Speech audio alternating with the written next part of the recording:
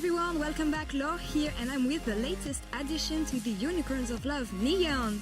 First week in the LCS, congratulations. You must feel pretty proud about yourself right now. Thank you. I kind of do, honestly, because it's my first time on the stage, obviously, and I expected myself to be really shaky and kind of choke, which has been previously my case in offline events, that I felt really uncomfortable on the stage, but somehow the LCS stage is like all super well done. Like everything is already set up for you, and everyone's there to assist you with everything. That I felt really comfortable, and I kind of got surprised how good it feels to play here on the stage. Perfect. When I met you for the first time, it was in Paris. You were at Millennium back then. So how different is it for you living in Berlin, in a gaming house? How are you doing? Well, I can say it's a whole new experience for me because this is my first gaming house experience ever. I have not been in a gaming house with Millennium, and it just feels awesome to wake up every day and do what you like. Yeah, the team feels really good to be with the boys, and I'm just trying to do my best every day, and you know. Perfect. Glad to hear that. So how does it feel going on stage for the first time? I mean, you were in the EU Masters, right? But now coming on stage, playing your first game, especially winning a first game on your first week? Well, obviously it's like the best feeling in the world to win a game. Obviously we lost yesterday, and I didn't feel much grief. I was encouraged to do my best today and win, which we luckily did, and it just feels awesome to win. Well, I'm no words. Glad to hear that, and wish you good luck for the rest. And now for more action on that, we're going to hear about Shox, Defusio and Cold on the desk. Whoa. Merci beaucoup, Laure. We are indeed joined by the Unicorns of Love's Cole to introduce this next game. Congratulations to you two. Thank you. Nice win. What's it like for you? Of course, it was unfortunate that you had to sub in Neon due to these circumstances, but he's been adjusting fine. I mean, it was definitely not planned that Neon should play this week. So a lot of things, but yeah, I mean, it's not optimal, but the thing that matters is that our fundamentals work, and that's why we can just plug him in and play. So I felt like it was pretty normal, and I'm pretty proud of him. I know he was pretty nervous going into this week. We didn't have too much practice with him either, so generally just proud of him, and I think it's good to have that safety for us in some situation. What we talked about before was that it's you, Totoro, and Exile together as a trio.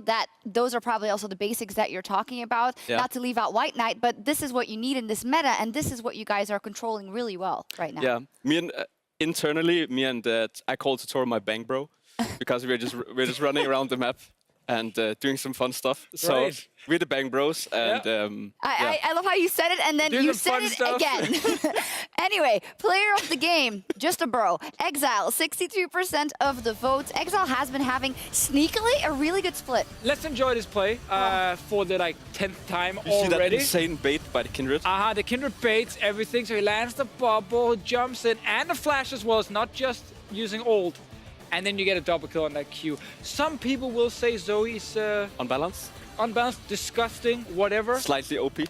That play looked really good. It's very fun to play Zoe, less fun to play against her. Yeah, I mean, when you see those kind of Zoe plays, you know that it's insanely skilled play and so much mechanical skill. Well, no matter how you did it, you did it. It was a great play. Still very much in the race for playoffs, so we'll be tracking that journey, as to say, and as we look at the teams that are fighting for a playoff spot, Schalke and Splyce are on stage right now, and it's going to be a very interesting game because on both sides, there's a lot on the line. First up, Splyce yesterday, they won versus Fnatic, and they have the possibility of going 4-0. Who would have thought that after a 0-4 start? Not me, that's for sure. Also after 0-3 at Rift Rivals in groups, you know, it felt like Splyce was still having a lot of issues, but after the TL win, and then honestly, they stomped Fnatic yesterday. Were you surprised by that? Quite surprised, yeah. I think what Splyce were doing really well yesterday was that they actually picked lanes that had priority with, for example, the Rumble that had priority into the Jarvan. And then they were just playing over this all the time, and the Kimmel was just camping top, and they kept snowballing over Fnatic being too aggressive. I know they love to say that we can take any fight and we're not afraid of making plays, but that really backfired yesterday, and I think that was the reason why Splyce came out ahead. And also we had Niski, who did well from the start, so that was like the consistent thing. Odoamne was lacking behind with Xerxes originally. they play around Oramna again. This is what they did in the Spring Split when they found early game success. It's no longer the 0% jungle proximity top lane. No. This game, Xerxes was up there, level 3, level 4, level 5, and Whippo got completely shut down. So they found a way to win the early game. It's not through bot lane, it's top side. And contrary to what happened in the Spring Split, they were slow starters there, but now they seem to have turned it around. And if they are able to close this weekend out with a 4-0 in the last 2 weeks in the EU LCS, that is a humongous step towards the playoffs and higher. But to do that, they would have to beat Schalke 04. Now, Schalke has been up and down the entire split. Honestly, the entire year, they did manage to beat Giants just yesterday in a funnel comp where Nukeduck was playing Kai'Sa and was extremely fed. So good on them that they won that game. Yeah, definitely. I think they showed that they know how to execute the composition with the draft, where they draft around it with the like Morgana bot lane, this kind of stuff. Funnily enough, I ran into Opset after the game. He was like, "I was so sad I didn't get to play the funnel." Oh yeah, Because no, he never gets that one. That's Nukeduck. Yeah. But it's good to see that they found some kind of playstyle that worked for them. Because they didn't really work for them playing the standard way. Like we saw, for example, against the G2 where they just got completely destroyed. So I'm happy that they try something different.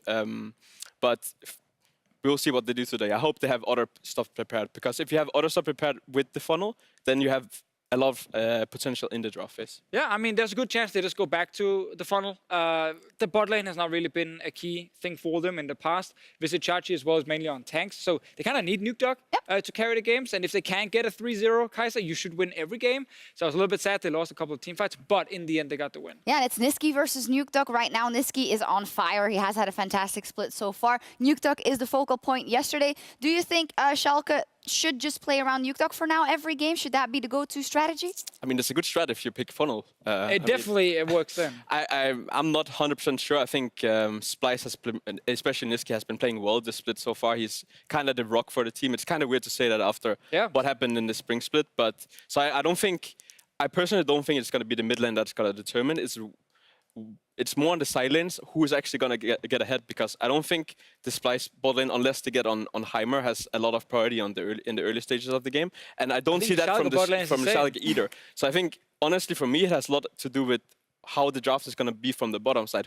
Who has more stuff prepared that can actually win the game instead of picking, like, for example, yesterday they picked S04 into Heimer. I think that is just saying that you're giving up the lane and hope top side is going to carry, for example. And in this we case, did the same, so. That's true. A lot of teams will do it. Sadly, it's also very hard to put on a graphic that it depends on the bot lane picks. The mid lane matchup is a little bit more exciting in terms of the big names. And because of the funnel comp, you have to talk about Nukeduck, and we've already done that a lot. I think Niski, the fact that if Zoe is left open and he will grab it, he's actually carried almost every game he got to play it. So it is one of the key picks you got to remove. And finally, junglers, Xerxes versus Amazing, incredibly instrumental to their team's play. Amazing was supposed to bring that big change for Schalke. We haven't seen that necessarily. And Xerxes has been having a better couple of weeks, I would say, even though he kind of dropped the ball yesterday around the Baron. It wasn't really his fault. That's one small thing. That wasn't He his was fault. playing really well yesterday, and he also played pretty well around in Rift Rivals. So I think the jungle matchup is in favor of Splyce.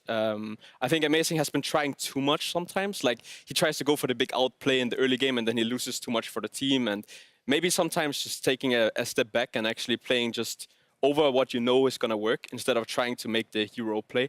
Maybe that's why they put him on Braum.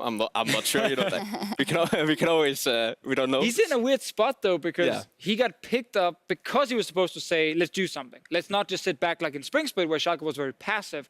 So I don't know if he feels like he has to be the playmaker. But I think that's just the wrong mindset. Like, you want to do something early game, but you want to make sure that it's not just like a coin flip play, you know. You rush into a gank, and if the enemy outplay you, you're gonna die, and then maybe at 15 you FF, you know. Like, you don't really want to do that. You can actually, he has the experience to set up plays properly and using his teammates to do this, and I think that's why they picked him up, not to make 50-50 coin flip plays. Flashy plays. Hopefully not. We'll see. Very important game, or a 4-0 for Splyce, or a 2-0 weekend for Schalke 04. Who are you calling it for, Cold? I think Splyce is gonna win.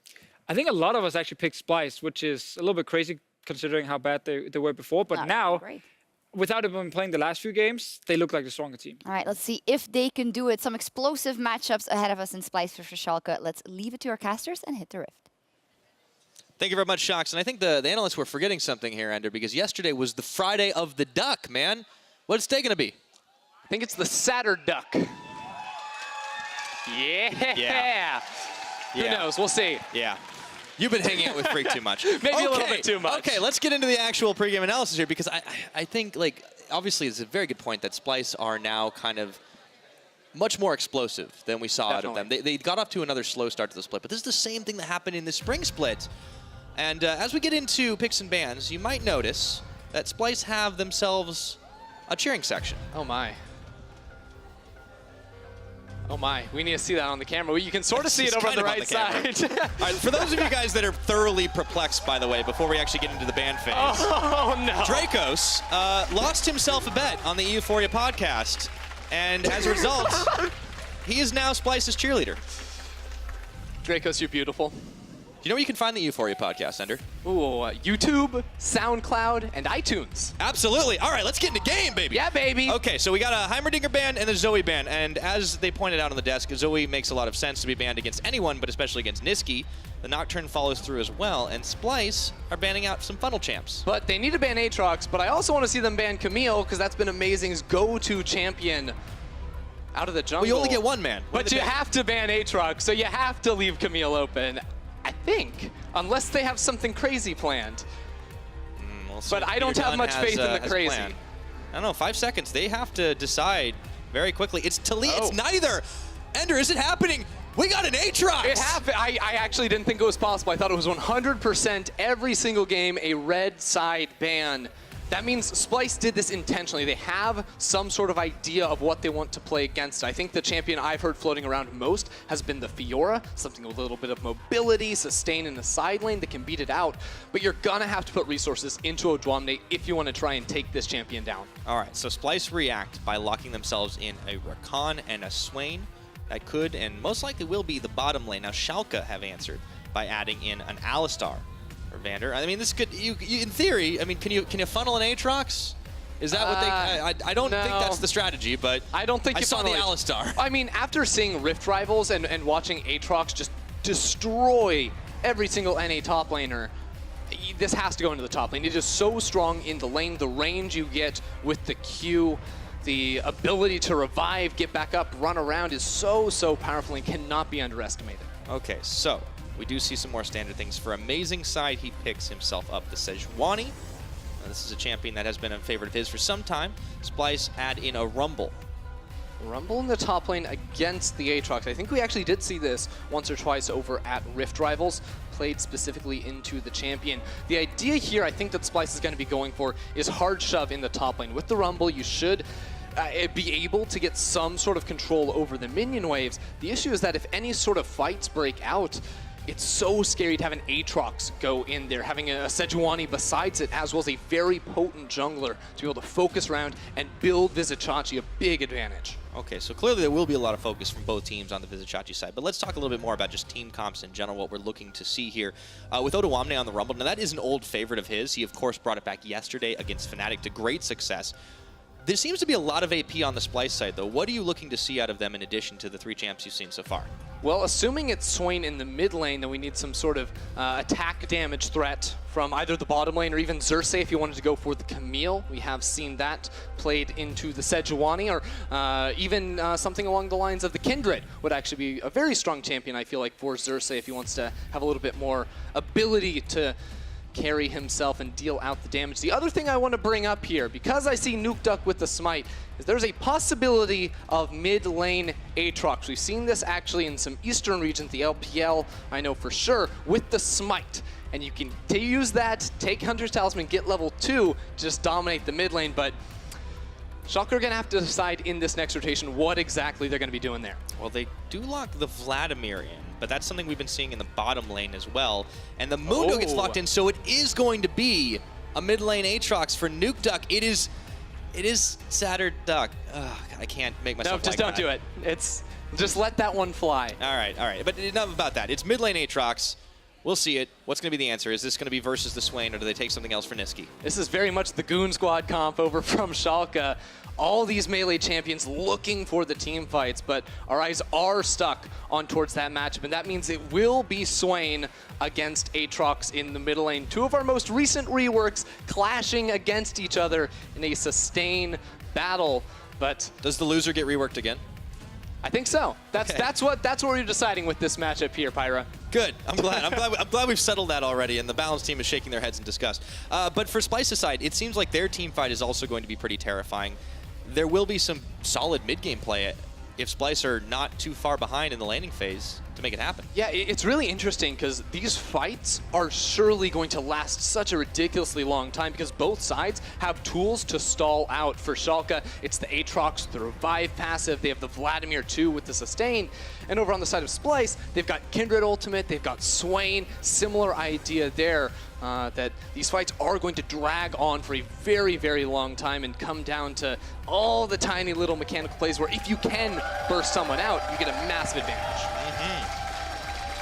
The crowd is certainly pumped up for this one. It's going to be a very tough matchup for both teams. Remember, it's very important to try and pick up that win. Everybody wants to win the games, but you're sitting currently at 3 and 4 apiece. You round this one out with a victory and you find yourself 4 and 4. You're still in a very competitive playoff position.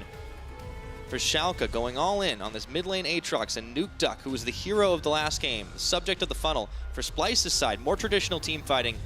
I do like it, but we'll have to see how it all happens when they leave it all on the Rift. It definitely will. Splyce wanting to continue with this momentum they gained back in week 3, the victory against Team Liquid at Rift Rivals, and the domination of Fnatic in their game versus them yesterday. This is a revived Splyce roster, all off the backs of Niski and Xerxes, moving forward and trying to reclaim their spot, battling for the top of Europe. Okie dokie, we are on to Summoner's Rift for Schalke 04 versus Splyce. Splyce, of course, yeah, coming back heroes from Rift Rivals. They had gone 2-0 the week before, so if you kind of take things all together, they've strung themselves 3 victories here after a very rough start to the split, turning things in their favor. And a lot of it has been between their mid laner, the jungler, and also scroll down up to the top because Ottawamne's had some good plays himself. Yeah, Xerxes has definitely done a good job of playing around him, but want to hone in on this Aatrox pick in the mid lane because you look at it and you're like, what the heck is going on right there? He's got Smite, he started with Hunter's Talisman, he will be starting on the Raptor camp. This is something we've seen on a few different champions, namely the Talon. With Smite, we also saw Jizuke play the Echo and do it yesterday. The general idea is you take Smite, you take the Talisman, so you take Raptors at level 1. That will give you the level 2, and you can use that to get lane control over the middle lane and continue to absorb some resources from your jungler. And starting things off, will be there uninterrupted for now, but you do see Niski waiting in the wings. Let's see if he decides to go in. He will be spotted on that ward. Trying to get the interrupt off. Instead, though, it's just going to be him spotting things out. And there's that Dark and Blade combo, level 1.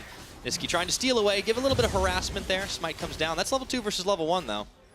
And Niski got absolutely nothing for that, and Nukeduck put a point in the E, so he's going to get a ton of damage. Jeez. Oh, jeez. Is this going to be first? No, it's so close, but Niski gets absolutely shut down by a level 2 Aatrox. It's Saturday of the Duck.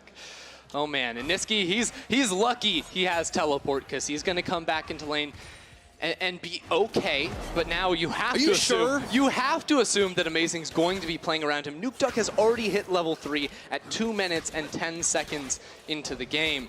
That is disgusting to go against, and you see he walks straight into the enemy jungle. He can now counter away camps from Xerxes and continue to build on this advantage. Yeah, I don't know if Niski's going to be honestly okay. After that, I would need like a cup of cocoa. But let's talk about what this Aatrox, what this big rework can do. We've seen it at Rift Rivals, we've seen it in other regions, but let's talk about the Aatrox rework.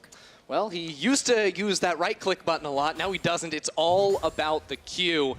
And really what that means here is one of the... So I'm going to go step back from this a little bit. We've seen Aatrox in the top lane, in the mid lane, but also with the rework, it was important that this champion could still jungle. And that meant that a ton of damage had to be loaded onto his Q so that he could actually clear camps.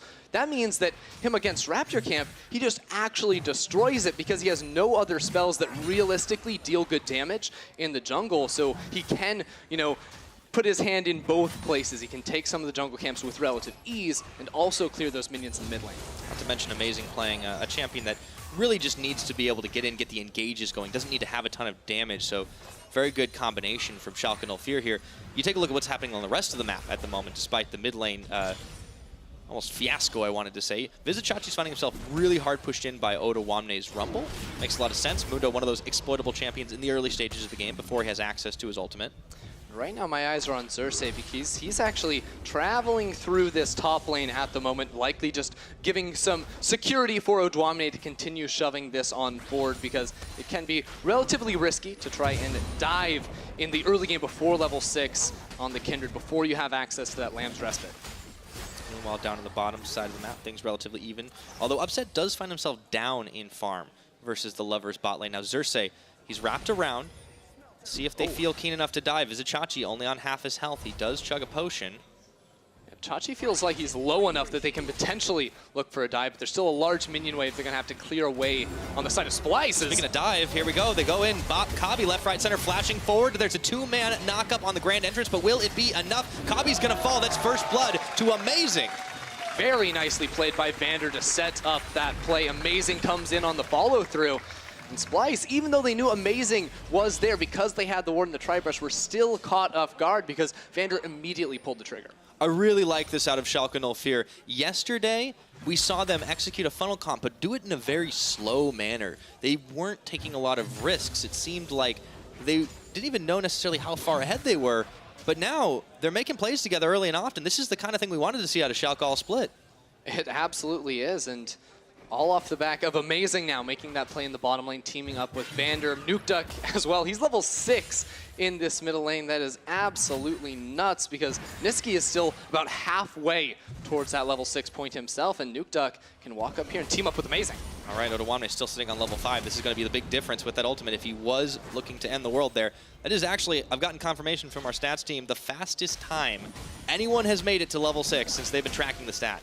Wow, and that includes funnel comps. Remember these guys that are running around the map? Hey man, you got to share experience in a funnel Exactly. comp. The weakness of the funnel comp is that when you're in mid lane, you've got a support next to you. He's trying to steal those stats. Now Vander using the Hex Flash. They're looking for the flashless Odwamne up top side. Might be able to do him. Looks like he could be in for some pinball. Flashing forward. There's the briefcase. Hit some Amazing is here as well. They've got the knock-up. Xerxes coming in for a little bit of respite. Will he be able to find it? Kasing has as well. Odwamne walks out. Oh, his team saving his life, and Xerxes turns it all around, killing Vizichachi. That was nuts. That was clutch. Odwamne lives just a sliver of HP. The teleport from Kasing, something we saw Mickey X do yesterday.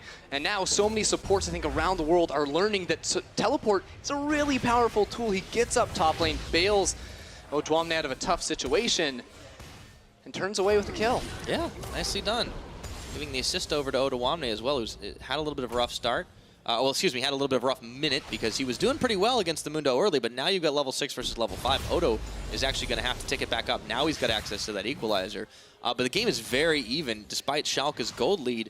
A lot of it is really resting in Nukeduck in mid lane. Yeah, it's all on Nukeduck in the mid lane. Already up 25 CS, and you just have to keep your eyes on him. How many times is he going into his own jungle to take camps away from Amazing? Because while that does put Amazing, a little bit behind, you'd imagine, it's a Sejuani. So she's really just there for the utility of the ultimate. He can definitely scoop up a lot more of those resources. And I really like these moves out of Schalke, like we see right here, because their strength as a team is Amazing and Vander roaming around the map and making plays together. But that is immediately shut down with this teleport from Kasing. Xerxes is also here to stop the counter gank in the top lane, just like we saw him do yesterday when he shut down Fnatic's attempts to lock up Odwamne, and he just keeps making it happen again and again. He knows exactly where the enemy jungler is going to be. That was the closest thing, though, and the craziest part about it was that Kasing actually goes in with the grand entrance instead of doing the battle dance first, the thing that gives the shield. He goes in for the knock-up, buys just enough time for Odo to walk away from that one, and that's the difference.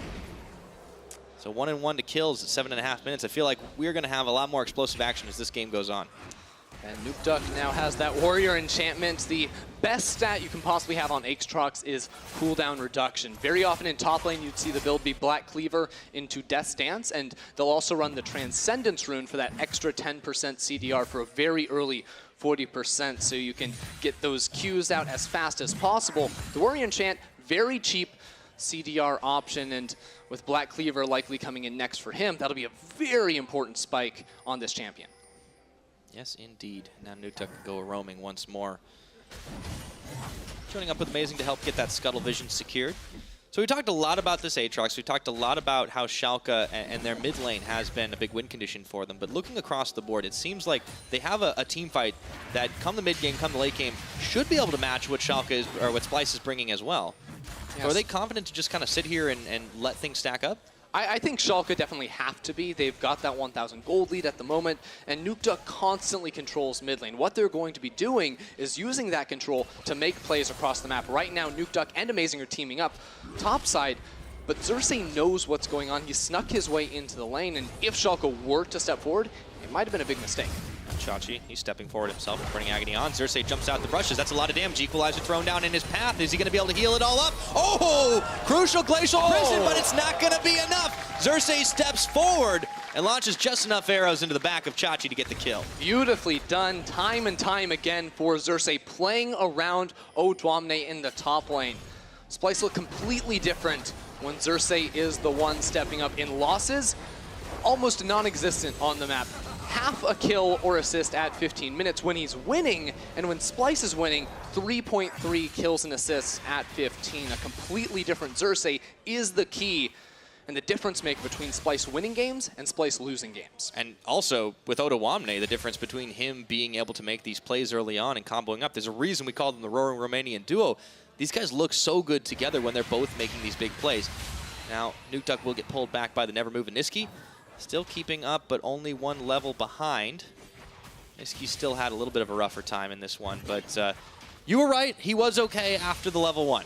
Yeah, I mean, he's okay in the sense that he's not going to be dying. He played very respectfully in the laning phase, but he rarely ever has push priority in this lane. You can see he's already down 30 CS because of the way that Nukeduck has been able to farm some of those jungle camps, and that will continue to happen. Niski will be relatively quiet in this game, I feel like, until Splyce can maybe get some team fights of their own, where then he can have that larger impact. Well, and the item spikes, the stacking. He's got the Rod of Ages on. Now Odo's in trouble once again. Here comes Amazing up towards the top. Does not have an easy point of Ingress.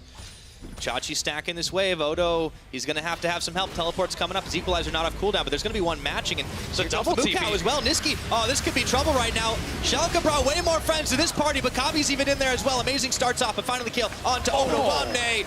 And Schalke, Goon Squad indeed. Goodbye, Niski. Double kill for the Aatrox. That damage out of Nukeduck is absolutely disgusting. So much work done by the Aatrox. But you can see Schalke's comp is very good at diving turrets. The sustain you get out of the Aatrox as well as the Mundo means they can tank that up for forever, pick up a couple of kills. All right, so they take themselves tower number 1 as well as 3 quick kills. Splyce. It was a nice play to try and give some relief to Odwamne, react a little bit, but Schalke just had the plan on lockdown. Let's take a look at that again. Yeah, you see, of course, 3 members of Splyce back in the base. The rest of Schalke is on the map. Are like, what can we do? We can dive onto this top lane. The Rumble, very little stats this early in the game to be able to survive it out. And even though multiple teleports come on in, the turret diving potential from Schalke is simply too strong with All-Star ultimate as well. It's crazy. And what is that damage from Nukeduck? That is ridiculous. Yeah, and good juggling of the aggro too. Everyone from Schalke kind of ended a little bit low, but you take that long of a fight under tower and you still come out that far ahead. They now find themselves about 2,500 gold in the lead at 12 minutes into this game, and Schalke playing with much more confidence. This is a Schalke no fear that we have rarely seen. And we're going to need to see them try to take those mid-game fights. I think in yesterday's game, they were very comfortable scaling up into late game because they were the ones running the funnel strategy themselves. But now, their composition with the power in Aatrox, with items coming through, should definitely be looking for many more of these scrappy fights come the mid-game. Yep. Just about everybody participating in all of these fights. Nukeduck looking for the 1v1, pulls him back in with those chains. Vander was even waiting in the wings to see if he could assist Nukeduck a little bit on this. And in the meantime, Amazing getting solo time on the Rift Herald as well. So Schalke not just getting the kills, starting to get these objectives stacking up. You can see them moving into the jungle, getting wards down to top it off. They're taking control of this game. They absolutely are. And one of the niche things you get when you don't run a marksman in the bottom lane, when you have someone like the Vladimir, is you have effectively 3 different champions that can go into side lanes and work very well by themselves. And what that means is that you can have Upset go into a side lane. Vander doesn't have to babysit him. All of a sudden, Vander is unlocked to roam around the map and make those plays that he's been going for so consistently in this game. And it's not going to end anytime soon. He's always going to be on the offensive, seeing what's going to be coming next. What is coming next right now is the Rift Herald. as it charges headfirst into the tower, making that a clean 2 for Schalke 04. Vander finds Odoamne. Nukeduck is going to get that umbral dash over the wall, and it's a world ender, and it's the end of Odoamne's world. 3-on-1 ain't fair, man. Yeah, it's just the dives in the bottom lane. This guy is stuck out by himself. It's the only outer turret left. So of course Odoamne is going to want to go up and get those minions that crash on into it. But Vander was inside that side of the jungle. There's just no vision really protecting Odoamne in his side lane, even though Splyce had done a very good job of playing around him early on. That seems to have gone out the window now that Schalke have opened up the map. Yeah, nowhere is safe right now. Now, for Splyce, let's look at what's going right for these guys, because it is easy to kind of lose track of that when you see Schalke stacking these good plays together. Obviously, quite a lot's going wrong. But they still have Xerxes, has these 2 critical kills. This is a guy we've been talking about. His early performance has been so critical to Splyce's game. In the later stages, that can translate to quite a lot more damage. The Xayah is starting to stack up as well. The Stormrazor, of course, being completed, and Niski getting stacks on his Rod of Ages. So they're ramping up. Question is, how are they going to put all those pieces together for a successful fight? Oh, that's going to be a tough one. It feels like the engage really has to fall onto Kasing and Odoamne. The equalizer laying that down on top of multiple charmed up targets is sort of the dream case scenario for Splyce, but it does become a little bit difficult from there because they don't have a lot of tools to peel their backline. Realistically, Kabe and Xerxes are going to be dishing out a ton of damage to Schalke's front line, but they don't really have that great a front line themselves, which means it's very easy for the divers of Schalke to get on top of them and shut them down. Yeah, that's tense. And you mentioned it being all about the the long, kind of drawn-out engages, or at least in Schalke's case, trying to find those picks. I wonder, though, like is there a way for them to maybe melt through some of the self-healing? Like, what are they going to be doing as opposed to just trying to get the burst out? We're looking at some Executioner's Callings and stuff. Or, excuse me, Mortal Reminder. Mortal Reminder. I mean, Executioner's Calling is going to do the same exact thing, and that very much should be coming through soon for these players. I think Xerxes has the right idea, going for the Blood Razor against 5 targets that are going to be building a whole lot of HP, and definitely going to need Umbrellonomicon perhaps for Niski, and an Executioner's on top of that. Big shopping list. Gotcha. So it's going to be a little while, but Kabe and Kasing do have a plan to get themselves a kill. 2 birds in a brush. It's not going to happen. Nope. Wait. I don't think so. Because Amazin's right here. This is spooky. They can go for the all-in again, but Schalke, with the control they have over the map, it's a very quick rotation that they can make to stop him. And with Aatrox, it's very hard to lock him down. They got one. Let's see if they're able to get enough damage as soon as Amazing leaves. But there's the World Ender. He is rooted in place for just a moment, resurrecting. Waiting to go over that wall in just a second. He does dash it, but he's going to get shut down. Kasing picks the kill. Okay, so Amazing backdoor. That's exactly when Splyce went in. Nicely done from them. Nukeduck didn't want to burn his flash. He will hold on to that for another day. And Splyce, if they can stall out a little bit longer, try to mitigate their losses. They're down 5,000 gold at the moment. But they do have a marksman. They do have 2 marksmen. That's a lot of scaling on their side. They just can't get in too much of a hole. Yeah. We'll have some mid-game power too. Odoamne had been talking about item power spikes when the Hunter's Torments come in. Now the Mountain Drake's pretty important, but it doesn't look like Splyce are in a position to try and contest this one, so they are going to leave it be easy pickup for Schalke 04, and that lead will continue to grow. And a lot of that gold, though, is in the tower difference. Splyce haven't been able to secure a single one on the map just yet, not for lack of trying, but just because Schalke have been much more Johnny on the spot. Yeah, if you're looking at individual members on different sides, it's about 1,300 in Vizicachi and his lead over Odoamne. Mid lane as well is a pretty sizable clip, almost 1,500 between Nukeduck and Niski. And Nukeduck has put his money into the right places, does have that Black Cleaver completed, which means that he's going to be topping off with about 30% CDR at the moment. And that's pretty good if you're him. Death Dance will be the next one, and with that 40%, he's gonna have all the sustain in the world to be an absolute monster in these fights. Yeah, that's just items. He's consistently been at least 1 level ahead of everybody on the Splyce side. He's 3 levels ahead of some of the members, even 4 if you count Kasing. So Nukeduck is definitely a terror at this point, raid boss, if you will. The rest of Schalke is nothing to sneeze at. They're mostly focusing on trying to push the wave in the mid lane. But Splyce, where can they really look to play through right now? Like, they need to find a tower somewhere, but it seems like everything's well enough defended. Right. Again, all the playmaking from Splyce has to come through Kasing, and now that he doesn't have his flash, it's a little bit more difficult. But you can see, again, he's trying to hover around Kabe, maybe look for another move like they did onto Nukeduck a moment before, because there's really no other great way for Splyce to start off any of these engagements. All right. Schalke, they can find pretty much whatever they please, but they don't need to push too far in. This is the more conservative Schalke that we've seen before, but they already have built up this big lead. We're not even 20 minutes into this game yet, and they can't afford to just wait it out and bait these fights. Vander, amazing in the brush. Nuke Duck sitting apparently out in the open. Nothing to really push, but Splyce won't pull the trigger just yet. And it might look like Schalke have just slowed down completely and aren't looking to make any plays themselves, and that could be a point of criticism. What they're really waiting for, actually. Almost an amazing ult. Yeah, I was like, wow, that was ambitious out of them to try and lock down Kasing, but really, it's Baron in a minute. They have so much control over this top side of the jungle that they can and will kill any Splyce members that enter. Unfortunately, now they don't have a Sejuani ult, which will make that a little bit tougher.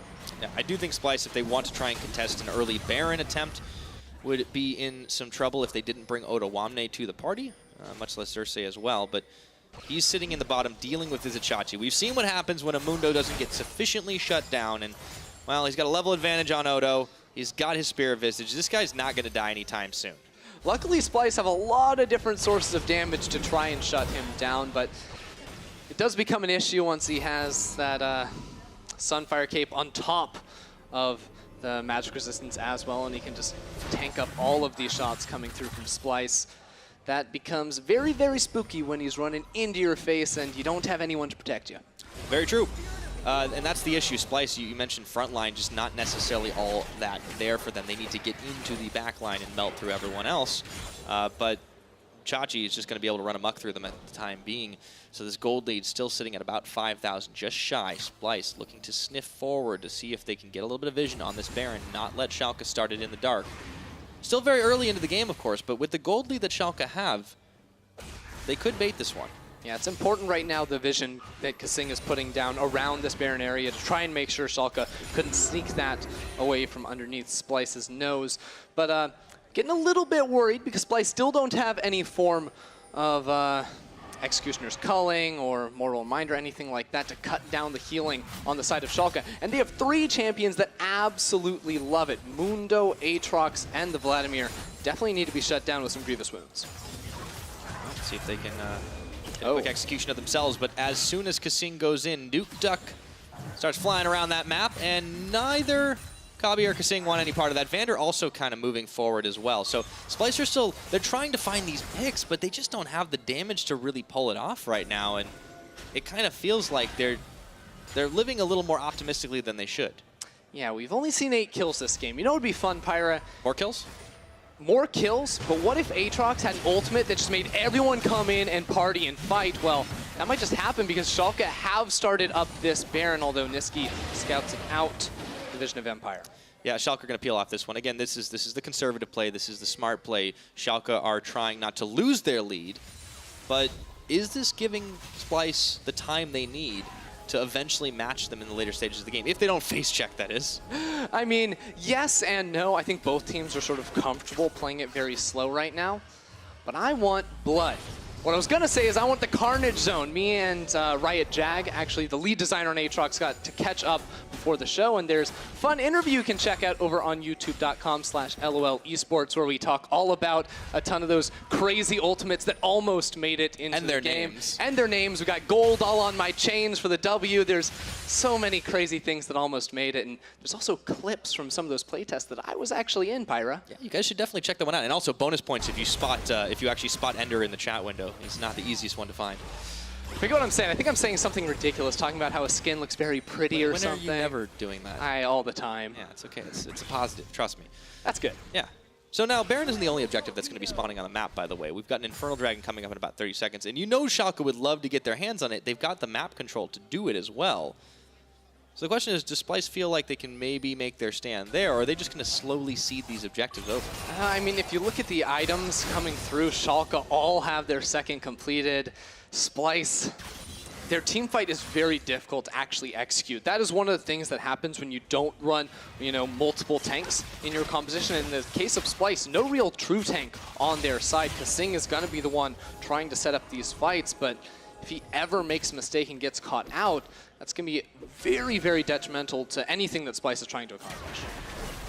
What they're trying to accomplish now is just make sure that the vision is secured, but this opens the window for Vizichachi and Amazing to two-man the Infernal Drake. It's picked up in addition to the Mountain. That's going to allow them to have that additional AD and AP, scaling further and further into the later stages of the game. Yeah, so for Splyce, what can they actually do right now to change something up? And I think that's get control over your topside jungle. They have a lot of good vision now. They could honestly set up in one of these brushes because we know that Amazing has constantly been walking in. Schalke want deep vision for themselves, but it becomes very difficult to do that unless they have mid lane priority. So they're going to have to constantly be battling for that, battling for the shoving wave, and then they can try and move in some of their own control wards and perhaps set up a pick. But we've already mentioned it is so hard to single out any one of the members on Schalke's side.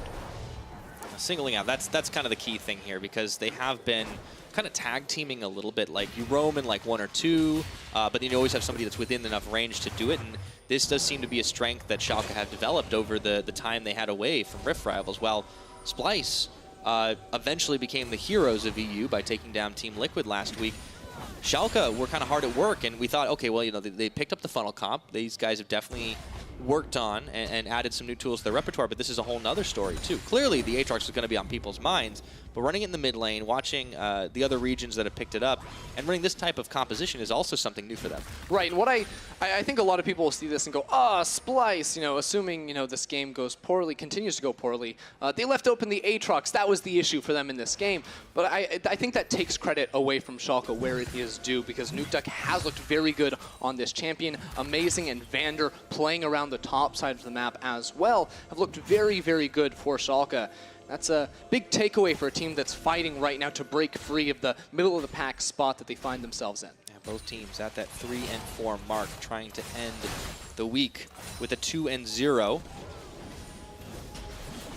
In the mid, let's see, we got themselves 2 members on the Baron. It's starting.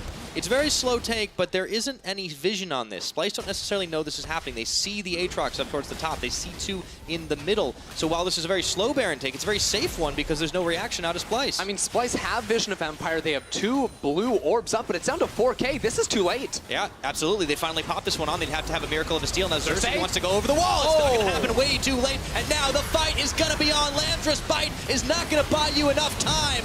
And there are a lot of Schalke members nuking down the rest of Splyce. That's a shutdown for Upset on his opposite number, and here we go, popping up with the Bloodwell in the World Ender form, looking for Kabi, the double kill. Odawamne falling down as well, and Nukeduck might have fallen, but Splyce got nuke dunked. Yeah, welcome to the Aatrox bounce house right there. Knocks up all the time. And Schalke with the Baron, they're going to be looking for an inhibitor, Pyra. Yeah, there's no one here to stop him right now, so that tower is going to fall. Baron buff is on, 4 members strong, and they can just march these minions right into the base for the next minute or so, next 15 seconds before any Splyce members can respond. That's easy inhibitor take. It looked slow. A lot of Schalke fans were probably a little bit nervous that that lead hadn't started to take off for Schalke, but they baited Baron, they started up, pulled off every single time Splyce put down vision onto it.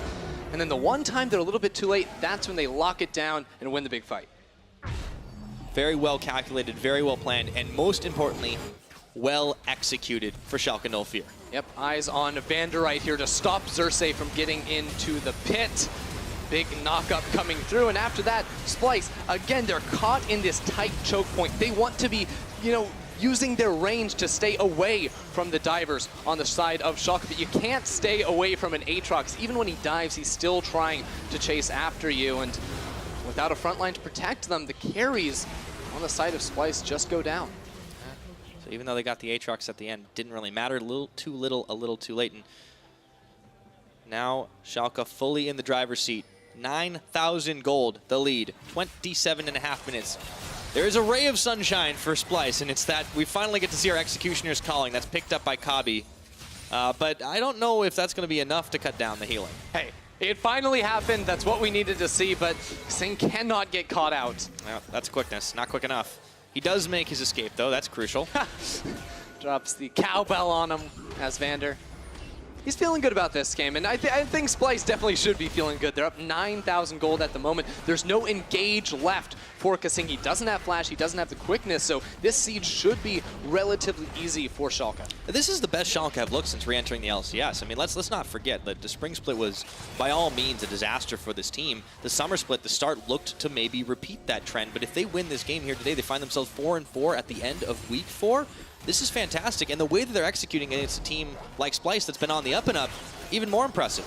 Yeah, especially trying to shut down the momentum from Splyce, one of their direct competitors fighting for that same spot in the standings. The one difficulty Schalke have with these turrets is that they don't have any range, but they're so strong, they're just walking up and taking the turrets down anyways. Yeah, Vizicachi pretty easy for him to do now. The Rumble ultimate gets thrown down. Vizicachi's going to have to walk right over it. He's still got plenty of healing. That tower will stand for 1 or 2 more hits, but meanwhile, Vander and Amazing in the mid. Inhib has already fallen down, and this one, it looks like another will be as well. Splyce bleeding out objectives at the moment. These guys did not manage to find a tower this game. We haven't really been talking about it, Ender, but this is 4 kills shy of a perfect game for Schalke. Schalke and the Dragon, you have to give Splyce some credit there, but Schalke are just running through the base at the moment. The third inhibitor is going to go down easily, and Splyce don't have any response. They have to find a kill. Nuke Duck nearly going to fall, but no, there's the Bloodwell. And it looks like Splyce bet it all to try and end it right here, right now. And it looks like it's not going to go their favor. Hemoplague goes down, the double kill for Upset. And it is upsetting for Splyce, but for Schalke 04 fans, this is redemption.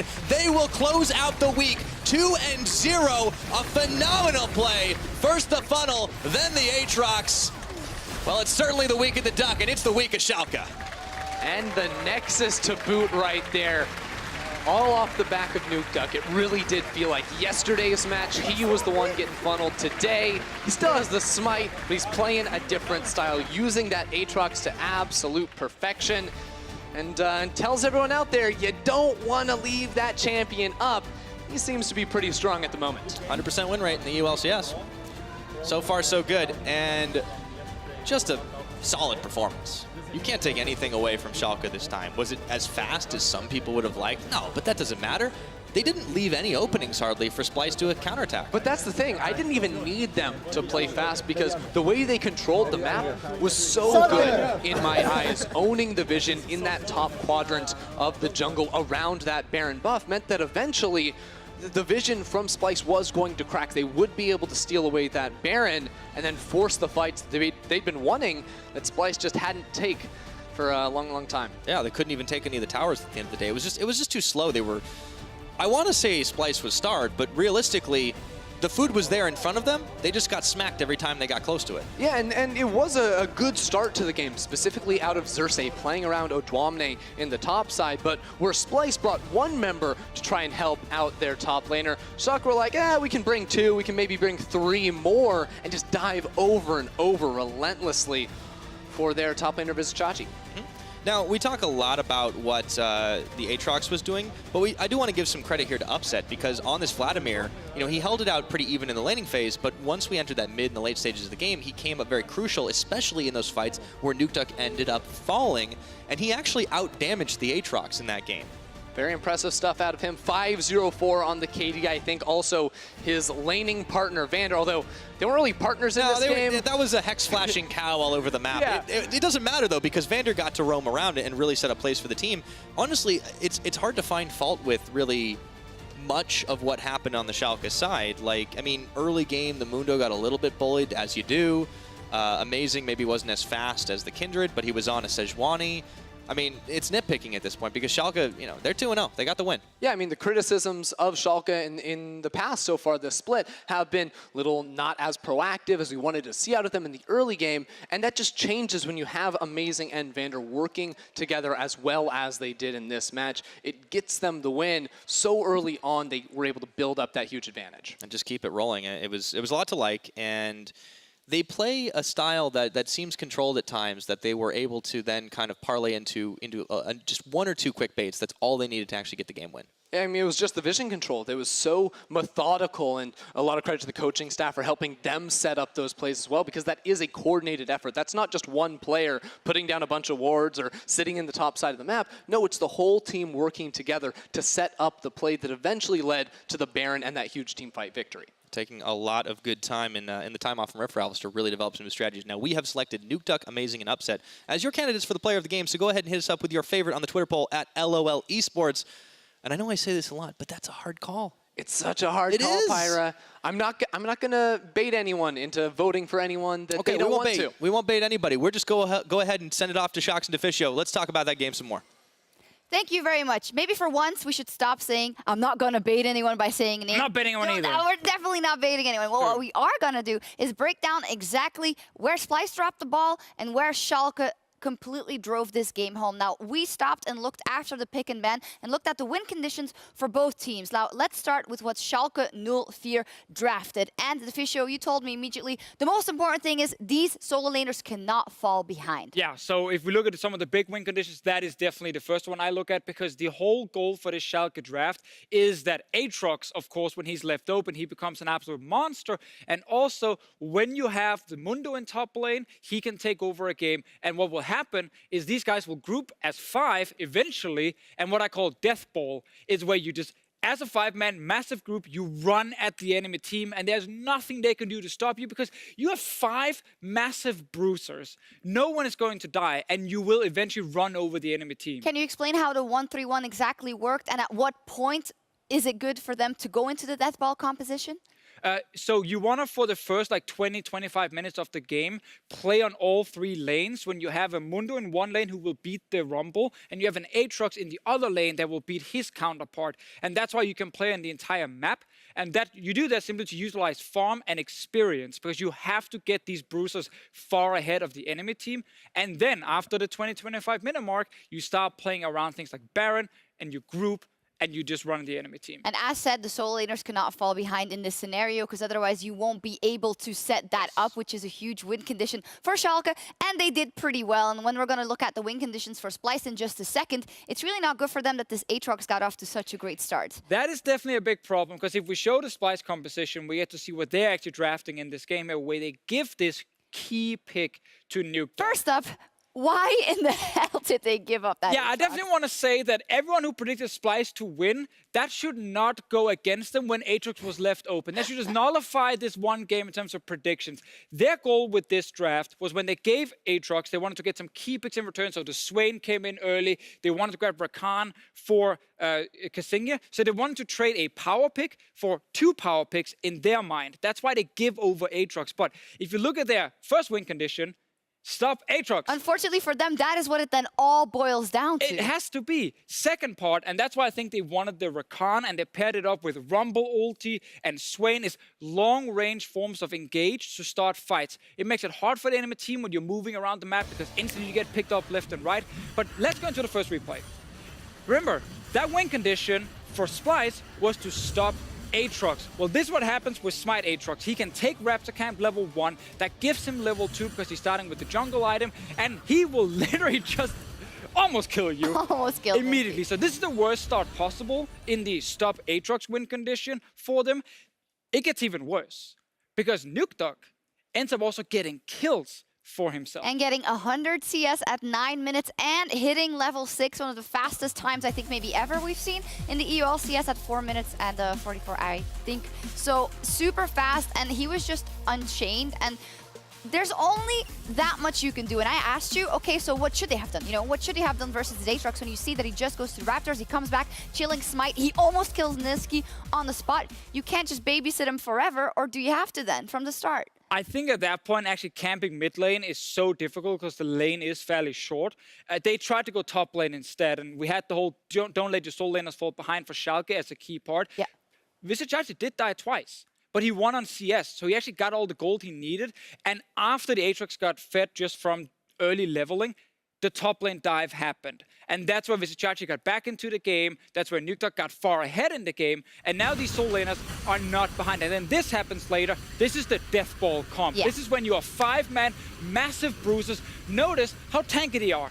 No one will die, so eventually they will kill your carries because they have so much time in fights. And even when you do kill someone, it's a damn Aatrox who gets back to life, and then he can kill people again. So this is the classic. We have done our job as a 1-3-1, farming all the lanes. Our bruisers are now fed, and they run at the enemy team. In a way, the Lamb's Respite is even working in their favor because they want to death ball and throw all the combos up, and they're alive longer, so it's great. It's just a super cool draft from Schalke, but man, a coach has the easiest job in this matter, if Aatrox is left open, he doesn't even need to say anything. No. The team will literally just instant lock Aatrox before he says a word. That he will, and that is what you get when that happens. Schalke 04, though, with this win and now beating Splyce, have their first 2-0 week in 2018. You said before this week, this is a defining week for Schalke. If they can't win their games here, we are in troubled waters. And they did it. They are back there. They are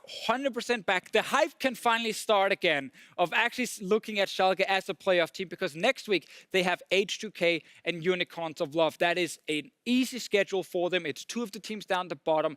I am looking at Schalke potentially going 4-0 from week 4 and week 5, and then you're in a great spot. And we go from Day of the Duck to Double Day of the Duck. Year or weekend of the Nuke Duck for now. It will soon be the year of Nuke Duck. He is player of the game again, 62% of the votes, contributing to Schalke's first 2-0 in 2018. Perfect. And even when he died in this late game team fights, a guy you were talking about earlier in the day, upset on Vladimir, had a great showing. It was all working out for them, and this is the kind of momentum swing that you have to build on if you're Schalke. I mean, it's the best kind of week you can possibly have. Again, as we highlighted before, the schedule is fairly easy for next week. If you get your wins, you start looking at the top teams all of a sudden, and you're no longer fighting to be like number 7 or maybe number 6. You start actually fighting to be number 3 or maybe even higher in the standing. So this could be the turning point for Schalke. They've looked for all year long, did not make playoffs in Spring Split, have to make playoffs here if they want to go to Worlds. Incredibly impressive. They did what they had to do, Schalke. And after the break, we'll hear about that victory more from Vizicaci.